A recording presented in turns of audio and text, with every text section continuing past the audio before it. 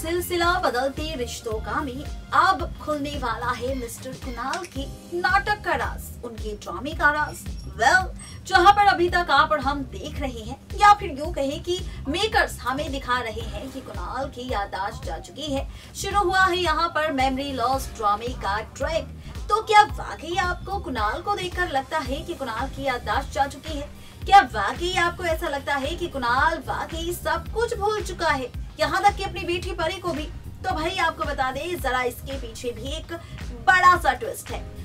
As per the sources कहा जा रहा है कि कुणाल की ना तो याददाश्त गई है, ना ही मिस्टर कुणाल कुछ भूले हैं, बल्कि यहाँ पर ये कर रहे हैं सिर्फ और सिर्फ याददाश्त जाने का ड्रामा, याददाश्त जाने का ढोंग, याददाश्त जाने का नाटक, वो भी सिर्फ और सिर्फ मौली को ईशान से दूर करने के लिए और मौली को अपनी जिंदगी में फिर से वापस लाने के लिए।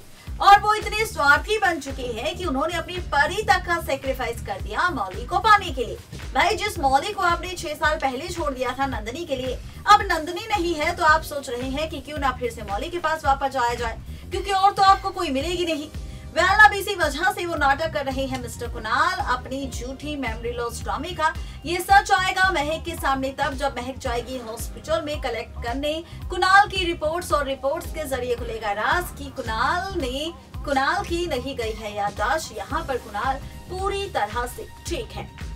अब जैसे ही ये सच आएगा महक के सामने, तो महक लेगी फैसला मौली को सच बताने का, ताकि मौली और ईशान का जो रिश्ता है वो बच जाए और मौली बन जाए ईशान की दुल्हन। अब महक खोलेगी राज मौली और ईशान के सामने असली विलन का। कुणाल के नाटक का देखना दिलचस्प होगा। जब नाटक का राज खुलकर मौली ईशान के सामने आएगा, तो क्या होगा बेचारी मौली ईशान का हाल, और उन दोनों का फैसला कुणाल के नाटक का सच जानने के बाद।